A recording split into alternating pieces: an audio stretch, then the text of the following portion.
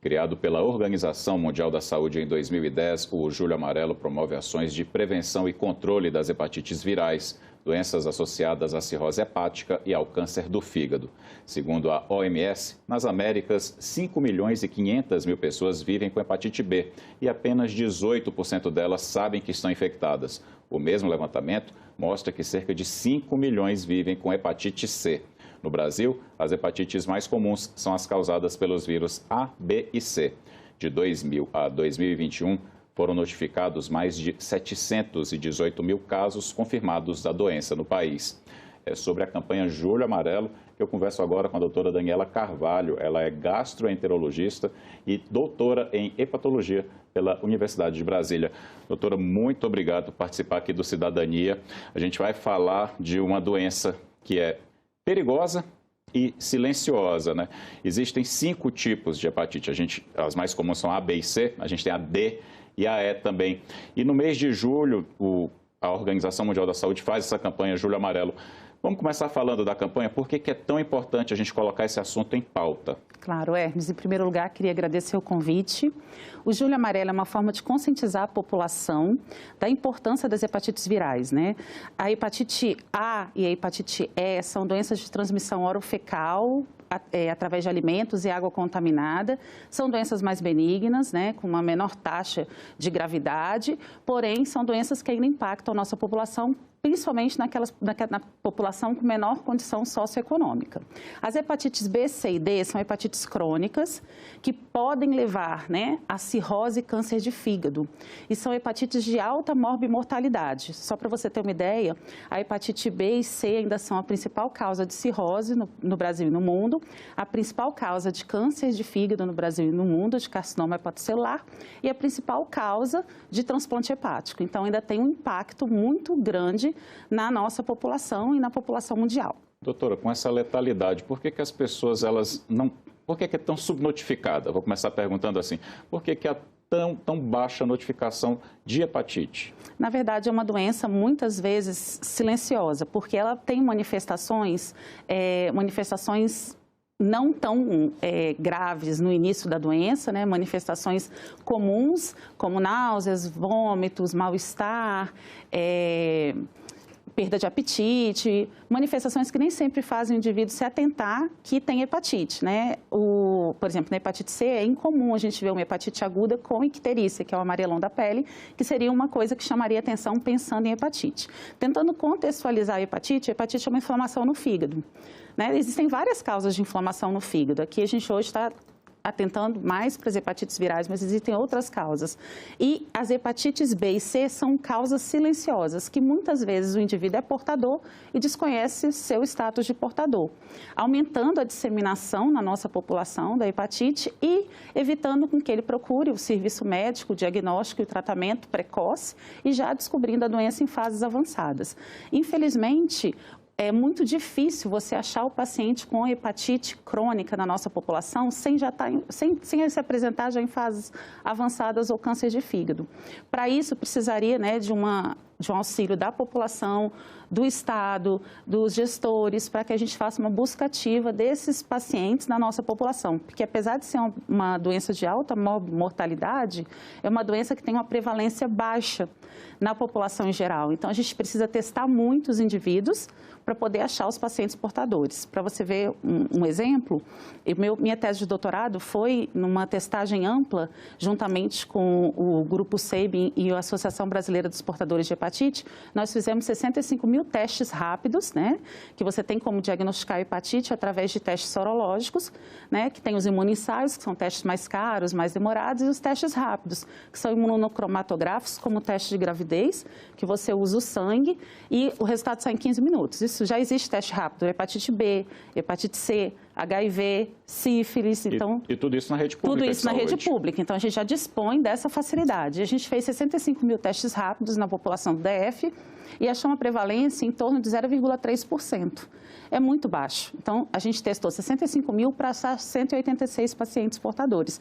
Aí você fala, vale a pena? Vale, porque é uma doença com uma mortalidade tão alta e, principalmente a hepatite B, que tem um tratamento que impede a evolução para cirrose e câncer de fígado, e a hepatite C, que tem cura, Então, a gente precisa dar esse tratamento ao paciente, então vale a pena, mas você precisa de de um trabalho muito árduo para achar esses pacientes. Então, hoje a gente dispõe do tratamento, mas ainda tem muita dificuldade de achar os pacientes. Por isso que é importante essa campanha Julho Amarelo, né? Agora, tem uma questão também da cultura. No Brasil, a situação é um pouco pior dessa cultura, principalmente até entre os homens, vamos dizer assim, de não procurar saber e cuidar da própria saúde?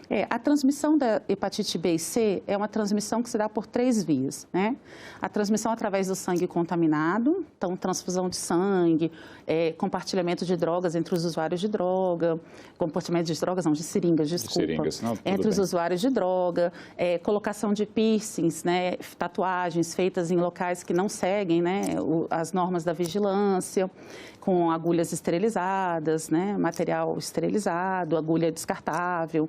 Então, assim, principalmente através do sangue contaminado. Também pode acontecer a transmissão através da via sexual e através da transmissão vertical da mãe para o feto durante o parto ou período perinatal. Lembra um pouco o HIV. Lembra um pouco o HIV. E aí, assim, existe ainda um preconceito, né, em relação à doença. Eu, quando fiz esse trabalho, a gente tinha que entrar em contato com os pacientes portadores do vírus, né, que tinham a sorologia positiva através do teste rápido, e a gente viu uma certa resistência. Como assim? Mas como é que eu peguei isso? Então, tem uma resistência, um desconhecimento. Então, o que a gente precisa é orientar, né, a população em geral do risco de pegar, por exemplo, com o uso de um alicate de unha de alguém desconhecido.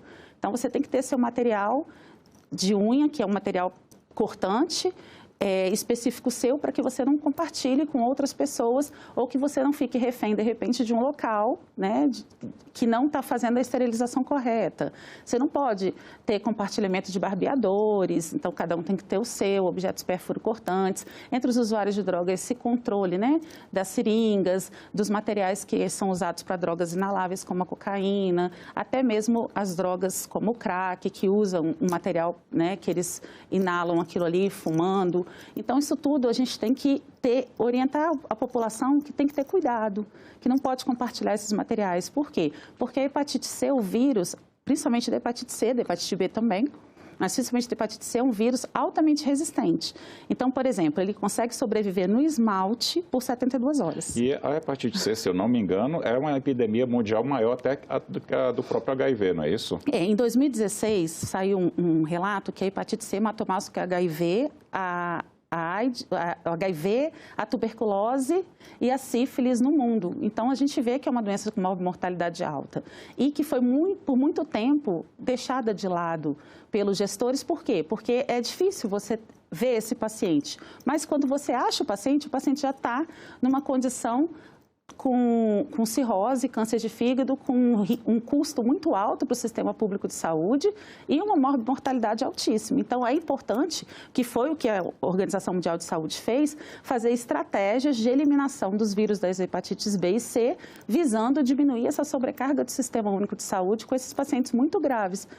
Que se nada for feito, o que a previsão da Organização Mundial de Saúde é que a gente tenha um aumento muito grande de número de pacientes com câncer de fígado até 2030. Por isso, a meta de eliminação. Né? Exatamente, até 2030. O Brasil é signatário também dessa estratégia mundial, né, feita pela Organização Mundial da Saúde. E vou até aproveitando que você falou disso, doutora. É possível a gente conseguir chegar nesse resultado, que é ambicioso?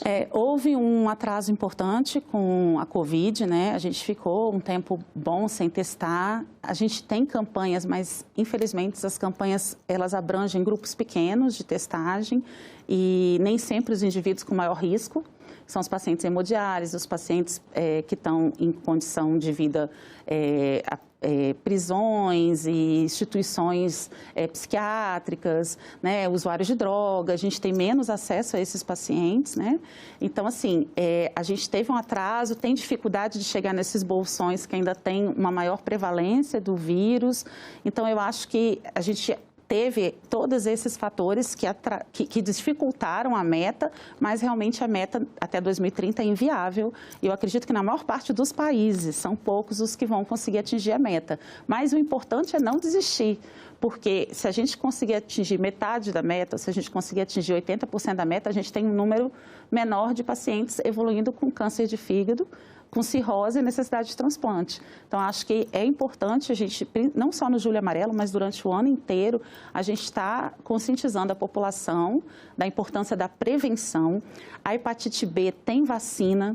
E hoje em dia a gente vê uma resistência muito grande de uma parte da população às vacinas. Por causa até das fake news que foram disseminadas durante a pandemia, exatamente. Não é? E a vacina ela foi instituída, né, para toda a população e hoje ela está inserida no calendário vacinal da criança. Porém, pacientes mais velhos, não vou me colocar nesse rol, mas eu, por exemplo, não fui vacinada na infância. Eu fui vacinada já na faculdade de medicina porque na minha época não estava ainda no calendário vacinal. Mas eu, por exemplo, que estou no grupo mais velho, poderia me vacinar?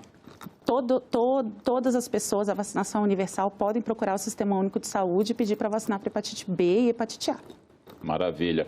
Vamos falar especificamente, é como você falou, doutora, a B, C e D que tem essa característica de se tornarem crônicas e acabarem se tornando, acabarem gerando situações mais complexas de saúde e levando ao óbito, né, com câncer de fígado, cirrose hepática. A C tem cura, né? É uma novidade recente da medicina, não é isso? De uns anos para cá ela tem cura, antes não tinha.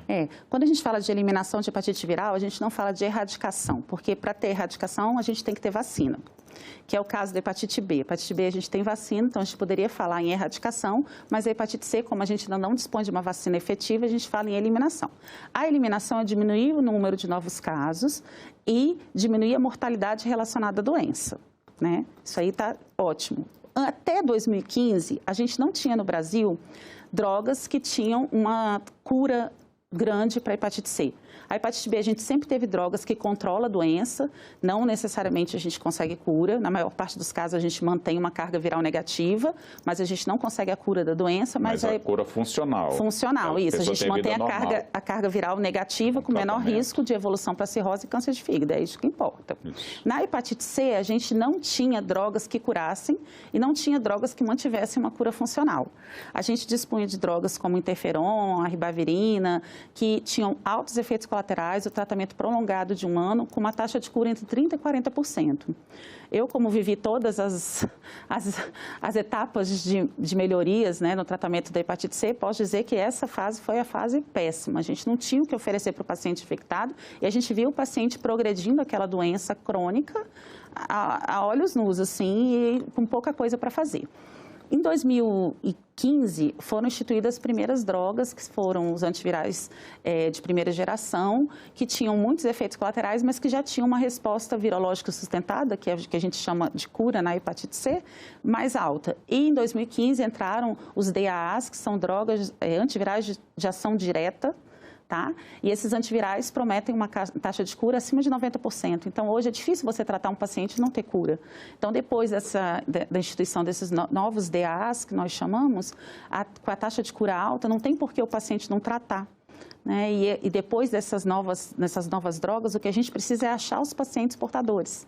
Então, a gente tem que trabalhar na sociedade e junto com o Sistema Único de Saúde em duas vertentes, né? Em prevenção e em tratamento daqueles já infectados. Vamos começar pela prevenção. Vamos reforçar. Eu sei que você já falou, mas é bom reforçar. Claro. O que a pessoa que está em casa pode fazer para prevenir, principalmente as hepatites B, C e D?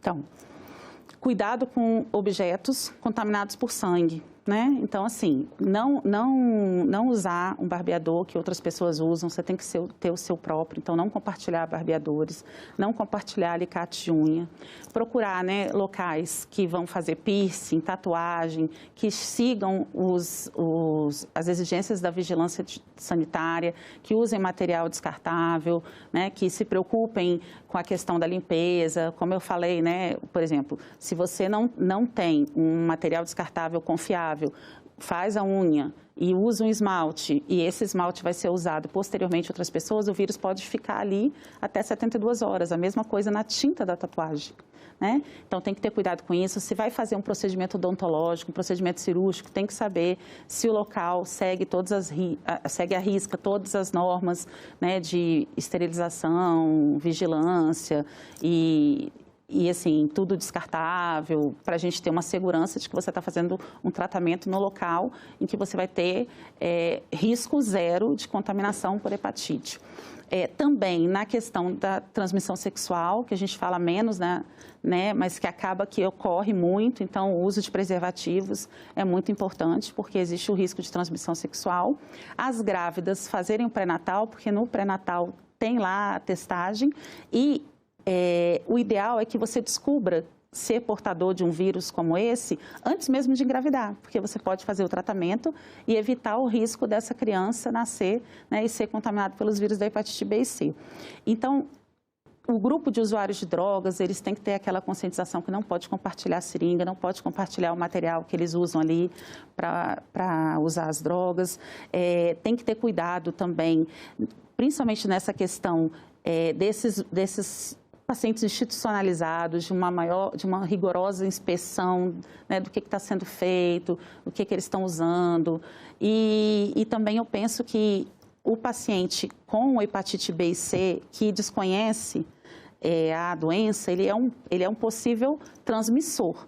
Então, existe uma orientação da Organização Mundial de Saúde que todo indivíduo deve testar para hepatite B e C pelo menos uma vez na vida.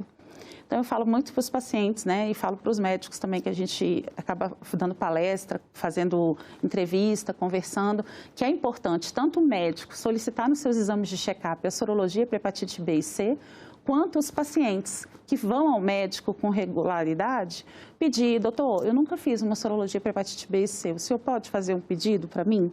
Porque é importante, pelo menos uma vez na vida, ser testado. Agora, uma vez na vida, eu vou até exagerar, uma vez por ano? Na verdade, não necessariamente, porque se você segue à risca as regras de prevenção, se você é vacinado para hepatite B, você não precisaria testar todo ano, mas pelo menos uma vez na vida você deve fazer a testagem. O que a gente sabe é que, por exemplo, no vírus da hepatite C, o vírus foi descoberto em 1989. E só em 1992 é que houve o desenvolvimento dos testes sorológicos para a identificação do vírus. Então, indivíduos que tiveram transfusão de sangue antes de 1992, eles têm um alto risco de estarem contaminados. E muitas vezes esses indivíduos, eles nunca foram testados. Então, é orientar a população que você precisa fazer pelo menos um teste durante a vida e, além de tomar a vacina da hepatite B, que é uma vacina que está disponível no SUS, e evitar o risco de contaminação da hepatite C usando preservativo e evitando, né, o compartilhamento de objetos pérfuro-cortantes. Você falou, e é bom a gente reforçar, a hepatite C tem cura e 98% dos casos tem tratamento no SUS e cura. A B não. Mas o tratamento traz a cura funcional. Vamos explicar para quem está em casa, doutora, direitinho o que é essa cura funcional, o que é esse tratamento para a hepatite B. Certo. A hepatite B, o vírus tem uma particularidade. Ele infecta o núcleo da célula hepática e ele incorpora no DNA para poder fazer a replicação viral. Então, como você vai matar um vírus que está incorporado no núcleo da célula hepática sem matar a célula hepática? Então, a gente tem uma dificuldade nesses vírus que infectam e contaminam o núcleo da célula, né, que estão incorporados no DNA da célula humana, a gente tem dificuldade de matar esses vírus. Então, tem vários estudos em andamento para drogas que vão atingir esse cccDNA, que é como a gente chama o vírus incorporado ao DNA da célula hepática, mas hoje a gente ainda não tem isso. O que a gente tem são drogas que impedem a replicação desse vírus. Então, você consegue ter um indivíduo com hepatite B, com carga viral negativa, assim como acontece no HIV. Então, impede que esse indivíduo transmita, impede que a doença desse indivíduo progrida, certo? Por isso que o tratamento é tão importante para o próprio indivíduo e também para toda a sociedade, né? Isso. Uma outra particularidade interessante é que o vírus da hepatite D, ele é incapaz de se replicar sozinho. Ele só infecta indivíduos que já têm o vírus da hepatite B. Você pode ter uma co-infecção, que é o indivíduo que pega os dois vírus juntos, e uma superinfecção, que o indivíduo já tem hepatite B de bola crônico e ele se infecta, né, através da mesma questão de sangue contaminado, relação sexual, e ele se infecta com o vírus da hepatite D. Esses indivíduos, eles evoluem muito rapidamente para cirrose. É uma doença, quando você tem uma superinfecção, é uma doença com muita gravidade. E o vírus da hepatite D, ele usa o antígeno de superfície do vírus da hepatite B para se replicar. Então, como que você vai evitar a infecção dos vírus B e C? Vacinação. e é o que está instituído no calendário vacinal infantil. Então, eu acredito que no futuro, né, a gente vai ter uma erradicação, vamos falar assim, né, apesar da gente falar de eliminação quando se trata de hepatites, porque nem todas têm vacina, mas assim, a gente vai conseguir eliminar o vírus da hepatite B, erradicar o vírus da hepatite B. Já o vírus da hepatite C, a gente ainda não dispõe de uma vacina efetiva. Só que, por ser um vírus que não tem essa particularidade do vírus da hepatite C, da hepatite B, de estar incorporado ao DNA da célula, a gente consegue matar o vírus.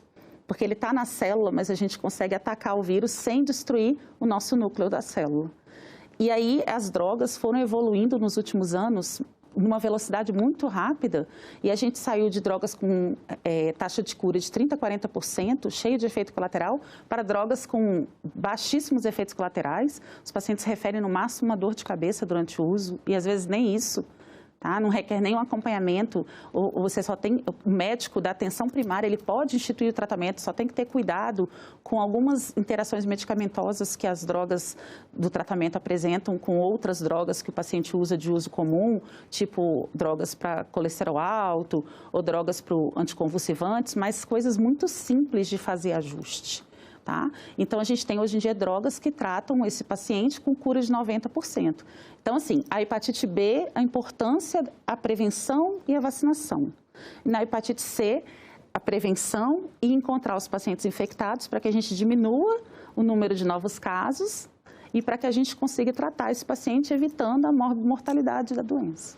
Doutora, na sua visão, o SUS já está atuando da maneira adequada no combate às hepatites virais no Brasil? A gente evoluiu muito nos últimos anos, né? Então, por exemplo, antigamente a gente só tratava pacientes com fibrose avançada. Hoje em dia o tratamento é universal para qualquer paciente que possui hepatite, porque já ficou provado que, apesar do custo alto dos tratamentos, a gente tem uma melhor desfecho desse paciente se ele for tratado logo precocemente na aquisição da doença. Então, isso já foi grandes avanços, os avanços das terapias, que hoje em dia são, por exemplo, a hepatite C, ela tem vários tipos de vírus, que a gente chama de genótipos. Hoje em dia a gente tem terapias pangenotípicas, diminuindo a necessidade de exames desse paciente. A gente já tem no SUS, por exemplo, aqui em Brasília, a gente tem Fibroscan, que substitui a biópsia hepática no estadiamento da doença. Então, assim, a gente evoluiu muito no tratamento, principalmente da hepatite C, tá?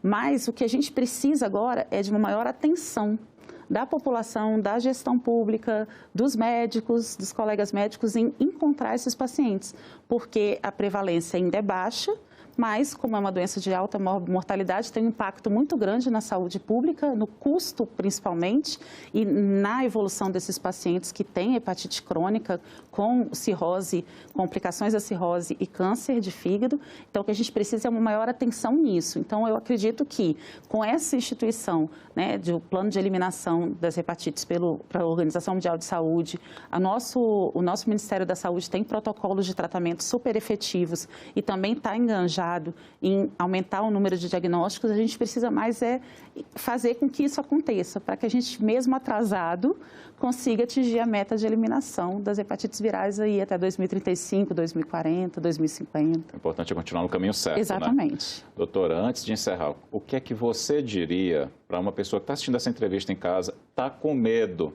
de fazer a testagem? O que é que você diria para essa pessoa? Bom, o medo é inerente ao ser humano, mas eu tenho mais medo de me descobrir com uma doença grave, né, ou com câncer de fígado, ou precisar de um transplante hepático, né, do que descobrir que eu tenho hepatite, que é uma doença passível de tratamento e cura. Principalmente hepatite C, que é passível de cura, e hepatite B, que é passível de tratamento, né? Então, eu acho que a testagem tem que ser realizada. Se o indivíduo nunca testou para hepatite B e C, ele deve solicitar ao seu médico. Pode ser o médico do postinho, pode ser a ginecologista que faz aquela rotina anual, o cardiologista. Solicitar que o médico peça a sorologia, um exame simples, fácil. Existe o CTA, que é o Centro de Testagem e Aconselhamento, que fica na rodoviária do Plano Piloto, que também faz essa testagem na hora. Alguns postos de saúde possuem os testes rápidos, faz a testagem na hora. Então, eu acho que a testagem é o mais importante, para que esse paciente, se portador crônico e desconhecer o status de portador crônico, possa ser diagnosticado e encaminhado ao tratamento. O tratamento hoje em dia é de amplo acesso e fácil de ser conseguido. Apesar de a gente ainda ter um gap do paciente chegar até o especialista, como é um tratamento muito simples, a gente tem estimulado e cada vez mais a gente está trabalhando nisso, do tratamento ser acessível, inclusive em postos de saúde, tá? Outra coisa importante é a prevenção. Então, foi vacinado para hepatite B? Não, não fui. Para hepatite A, não fui. Vamos vacinar, né? A hepatite A tem menos mortalidade, mas também é uma doença chata e que a gente vê ainda que tem alguma gravidade, principalmente mulheres gestantes. Então, fazer um pré-natal direito, tomar as vacinas de hepatite B e A, todo indivíduo que não foi vacinado procurar o posto de saúde, tomar a vacina, que é uma forma da gente evitar a contaminação pelo vírus da hepatite B e, consequentemente, pelo vírus da hepatite D, né? Que vai precisar aí do vírus da hepatite B para se replicar. Em relação à hepatite C, eu acho que principalmente nessa questão dos objetos pérfuro-cortantes. Então, se eu sou profissional de saúde, eu vou tentar minimizar o máximo possível o meu risco. Então, hoje em dia, a gente já tem seringas, agulhas com dispositivo que evita que o profissional se perfure, a gente tem um maior cuidado, uma orientação. E naqueles indivíduos que não mexem com a área da saúde, evitar compartilhar seringas, evitar compartilhar barbeadores, alicates de unha, ter cuidado nos locais que fazem colocação de piercing e de tatuagem, ter certeza que está usando material esterilizado, devidamente esterilizado ou descartável, que aquela tinta não está sendo reutilizada, né? Que tem condição mínima sanitária ali para estar funcionando. E eu acho que o tratamento da hepatite C, né, e da hepatite B antes da mulher que pretende engravidar chegar a ficar grávida é o mais importante. Então, acho que principalmente a mulher que tem essa expectativa de engravidar já começar a se preocupar com isso, né? Fazer os testes, tomar as vacinas, para que tenha uma gestação saudável. Doutora Daniela, muito obrigado pela entrevista. Eu que agradeço o convite. E muito obrigado a você que acompanhou o Cidadania. Para rever e compartilhar este programa, acesse o nosso site, senado.leg.br/TV ou o nosso canal no YouTube. Muito obrigado pela companhia e até a próxima.